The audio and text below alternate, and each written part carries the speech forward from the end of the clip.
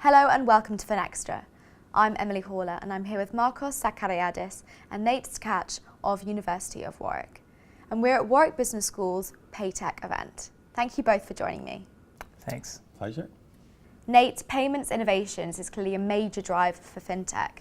What can be gained by looking more closely at technology innovations for payments? Well, focusing on payments enables what we could call a thickness in economic life, or for us to see the richness and the thickness of economic activities. So whether that be payments through fit bands and wearable technology, or a new button on your email that allows you to send to your email contacts, or whether that be mobile money transfers in the developing world, focusing on payments gives you access to like the happening of the economy. And I think what that allows us to see is existing understandings about exchange in society need to be updated or changed to account for these very, very complicated systems and these new dynamics that are emerging. And I mean, one obvious example is the rich new amounts of transactional data that are tied to specific types of payment technologies, and the repercussions of that data might have for not only the act of making a payment, but things like a type of data profile, or whether or not you are recommended a certain product or you suggested a discount, and so on. So we see these changing social, political, economic dynamics, and you can see that by looking kind of at the point or the moment of payment. Markos, what's the value of bringing together academics and industry professionals to discuss innovations in payments technology? Well, academics traditionally they're very kind of rigorous in their kind of analytical approach to topics, and they have this out-of-the-box thinking, which is maybe driven mainly because they're not necessarily part of the industry. So the fact that they can be observers of a phenomenon and then kind of being outside of it are able to analyze it in a more kind of efficient way. Now, on the other part, of course, you have people who are actually working day in, day out on topics and issues that have to do with payments or generally financial services or applications of technology in payments. The regulations that really impact, and the changes in regulations that really impact these technologies and the way these technologies are applied. Also the trends in finance, in financial markets, and issues around data processing and management of data.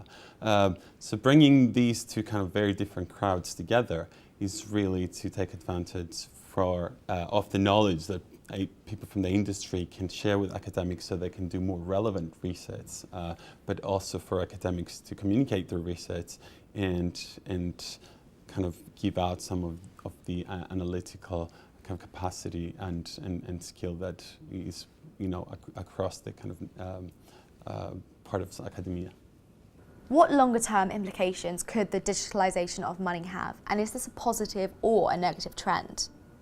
Well, it's a very large and difficult question, and I mean, in some ways the positive or negative binary, I think, is impossible, and probably as is predicting what the future of money will hold. But one thing is, if we think about digitization, that process has been going on for a very long time already, and I could be mistaken, but I think it can be traced back to at least about the 1920s when bank ledgers first were made electronic. And so we have this kind of slow transformation that has looked very different at different points in time, and interest in the digitization of money has kind of peaked and troughed also in waves. And for me, it's not so much the large question about the digitization of money, but thinking about specific examples or iterations and assessing and analyzing them kind of on their own individual merits. So One version might be thinking about, of course, Bitcoin, which is, has been very popular over the last few years, but thinking about that as a monetary form. But you could also look at examples like Ripple that might be different, and then you could look slightly more historically at things like DigiCash, so attempts to make cash in a digital form.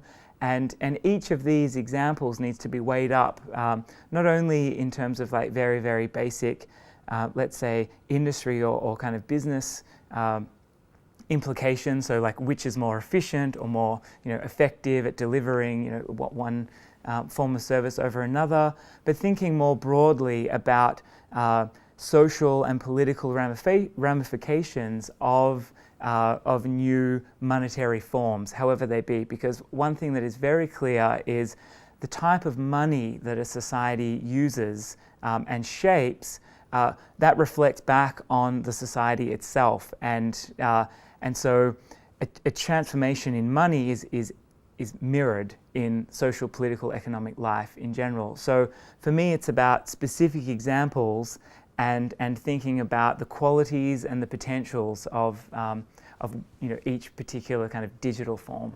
I'd agree, of course, with what Nate said. I think every kind of transaction we make nowadays, we leave a digital trace behind, and the fact that we pretty much, for anything we do in the day-to-day lives, leaves a footprint behind is something that we can work with when it comes to kind of data and analytics. So that could have quite a significant impact. If you think that people, whatever they do, they have patterns, they do things every day, perhaps very similar things.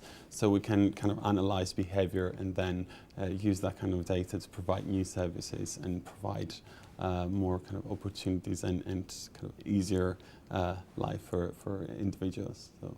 Markos, Nate, thank you very much. Thanks a lot. Thank you.